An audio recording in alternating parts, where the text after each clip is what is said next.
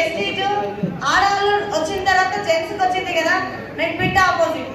నేను చదువుకోవాలి, government job నా గోల్. కానీ సప్ల కంపెనీ ఏంది ఎడికెళ్ళి పట్టుకొచ్చినా ఆయన ఎందుకు రమ్మన్నా నా భర్తనే నేను క్వశ్చన్ వేసిన. సో సార్కి నేను చెప్తేలేదు సార్, నా మీటింగ్ కి రమ్మన్నా రాలే. ఎందుకు తెలుసా?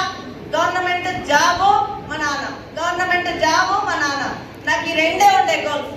సో ఒక్కసారి నాకు చెప్పి చెప్పి యాష్టపడి మా సార్ దగ్గరకు వచ్చి ఒక్క మీటింగ్ కి తీసుకురానప్పుడు భర్త చెప్తే వినాలని ఒక కృతజ్ఞతతోటి ఒకే ఒక్క మీటింగ్ కి నేను అటెండ్ అయినా.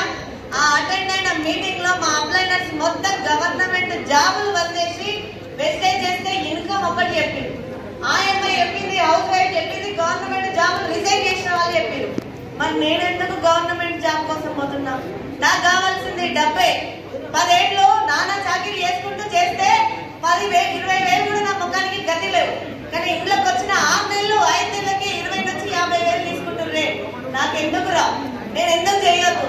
ఇన్ని రోజుల నేను ఇంటికి వస్తే నా ఈ వచ్చిన అవకాశాన్ని ఇంత మంచి అవకాశాన్ని వదులుకున్నానా అని చెప్పి ఆ రోజు మా గురువు గారు వెస్టేజ్ యొక్క ప్లాన్ చెప్పినాక 2 చేతులు ఎత్తి దండం పెట్టినా. నేను ఎవరిని అడగను సార్, నా చదువు అవసరం లేదు, నా ఎక్స్పీరియన్స్ వద్దు. నేను ఈ రోజే డిసైడ్ అయినా, సస్తే వెస్టేజ్ లోనే చస్తా, కానీ ఉత్తగా జావా గెలిచే జావాలని చెప్పి మెంటల్ గా ఫిక్స్ అయినాక 8 నెలలు సైకిల్ సార్ నాకు కాల్ చేసిండు.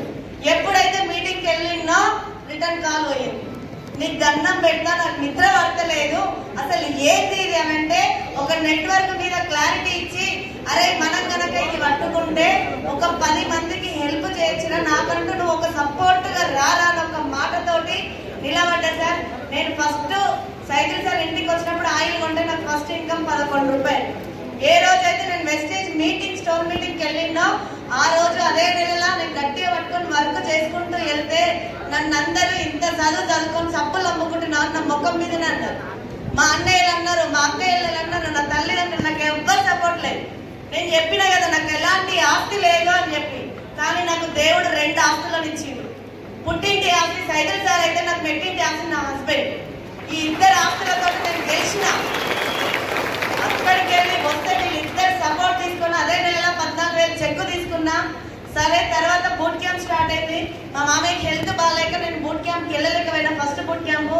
కానీ సెకండ్ బూట్ క్యాంప్కి వెళ్ళిన తర్వాత నన్ను సైకిల్ సార్ పక్కకే కూర్చోబెట్టుకొని లాస్ట్ కూర్చున్నాడు. కూర్చుంటే స్టేజ్ మీదకి ఇంత మంది వచ్చింది, ఇంత గొప్ప ఉన్న బూట్ క్యాంప్. నేను ఫస్ట్ టైం మిస్ అయిపోయినా, కానీ నేను ఒక్కటే డిసైడ్ అయినా సార్, వాళ్ళ కారు బొమ్మలు స్క్రీన్ మీద పడుతుంటే నా కారు బొమ్మ కూడా పడాలని చెప్పి డిసైడ్ అయినా. ఈడ మైకులు పట్టుకుంటే నేను కూడా మైకు పట్టుకోవాలని డిసైడ్ అయినా. కానీ ఆ రోజు నేను సైకిల్ సార్కి ఏం చెప్పినా తెలుసా? సార్ ఇదే బూట్ క్యాంప్, మనము నీ సొంతంగా నువ్వు చేయగలే రోజు వస్తుంది అని చెప్పి నా మైండ్ ఎందుకు ఆ రోజు సార్కి అదే చెప్పింది. ఇవాళ నా కోరిక, సార్ కోరికలా కాదు తెలియదు, కానీ నేను ఆ రోజు అన్ని ఊరుకున్నాను అనుకున్నా. కానీ నా కళ్ళ ముందు సార్ బూట్ క్యాంప్ 2,000+ మెంబర్స్ తోటి బూట్ క్యాంప్ చేసి నాకు మైక్ ఇచ్చి నా కార్ బొమ్మ కూడా స్క్రీన్ మీద చూపెట్టాడు. తీరిందా లేదా? సో అట్లా నేను చాలా బూట్ క్యాంప్కి వెళ్ళాను సార్. చాలా బూట్ క్యాంప్కి వస్తే ఏమొస్తుంది మేడం అంటే, ఏమొస్తుందో మీకే అర్థమైందా కాలేదా నిన్నటి నుంచి?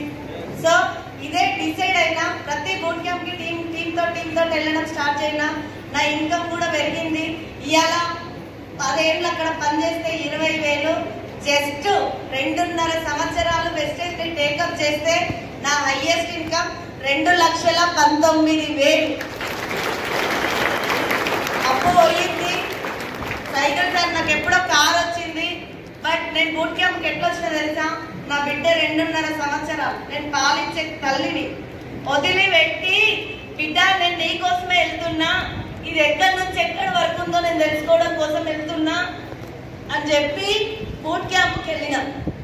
ఏడ్చింది సార్ నా బిడ్డ నన్ను పట్టుకోలేదు. అయినా పక్కకు పంపించి నేను బూట్ క్యాంప్కి వెళ్ళిన. అక్కడనే డిసైడ్ అయినా, బిడ్డ నీ బర్త్డే నేను ఏదన్నీ ఇవ్వాలి అనుకున్నా. మొన్న దాని బర్త్డే 2023 డిసెంబర్ 13. నేను వెస్టేజ్ లేకపోతే 100 రూపాయలు పెట్టి బొమ్మ కారు పొజిషన్. అట్లాంటి దాన్ని 14 లక్షల కియా సోనెట్ కార్ నా బిడ్డ బర్త్డే గిఫ్ట్ ఇచ్చి.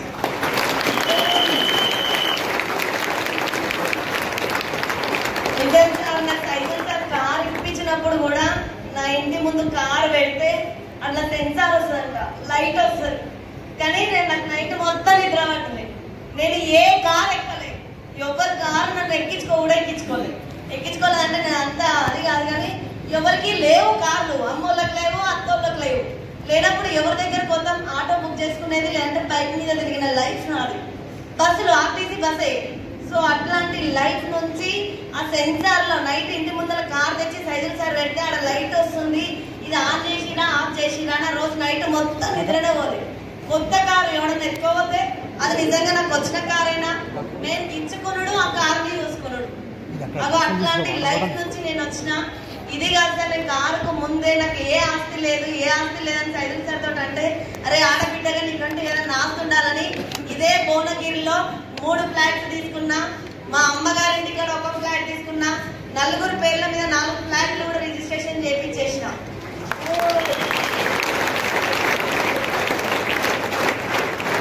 సో నాకంతా నా ఫ్యామిలీ ఇప్పటికీ సార్, నాకు సపోర్ట్ లేదు, ఎవ్వరు రాలేదు.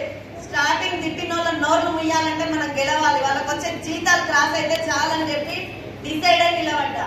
ఇవాళ వచ్చిర్రా పోనీ అంటే రాలే, నేనంటే ముందు వచ్చిందన్నంట. మరి ఆ రోజు వాళ్ళకి ఏమైందో నాకు తెలీదు. సో బట్ ఇప్పుడు నాకు వెస్టేజ్లో ఎంతమంది ఫ్యామిలీని ఇచ్చిరో ఒక్కసారి అర్థం చేసుకోండి. నాకు రియల్ గా నాకు ఈ బలమే చాలు. నేను పొద్దున్న లేస్తే అన్నయ్య అని వాళ్ళ చుట్టూ తిరుగుతా, వదిన అని వీళ్ళ చుట్టూ తిరుగుతా, మేడం సార్ అన్నట్టు అనుకునే టైంకి అనుకుంటాను. కానీ ఫ్రెండ్లీగా నేను ఎక్కడ దిగినా ఏ నైట్ అయినా నన్ను కనిపిస్తే తీసుకెళ్ళి మళ్ళీ నన్ను ఇంటికాడ డ్రాప్ చేసే ఫ్యామిలీ ఇప్పుడు నాకు దొరికింది. ఇంకేం కావట్లేదు. అట్లాంటి ఫ్యామిలీకి, అట్లాంటి వెస్టేజ్కి మీరందరూ వచ్చిర్రు. సో మీ అందరు కూడా మంచి ఇన్కమ్ తీసుకోవాలి అని మనస్ఫూర్తిగా కోరుకుంటూ నా గోల్ చెప్పాలా.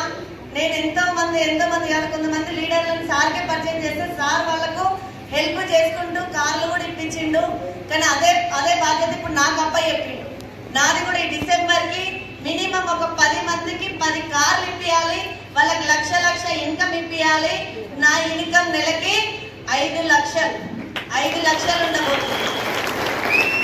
ఇల్లు చిన్నది, నా సొంతంగా నేను కూడా ఈ 25 ఫ్లాట్ తీసుకోబోతున్నా. హైదరాబాద్ సర్కిల్లో ఫ్లాట్ తీసుకుంటా, ₹1 కోటి ఇల్లు కడతా, నా బిడ్డ నా సొంత ఇంట్లో చేస్తా. అవంతా మెంటల్ గా ఫిక్స్ అయినా. Thank you sir, thank you so much.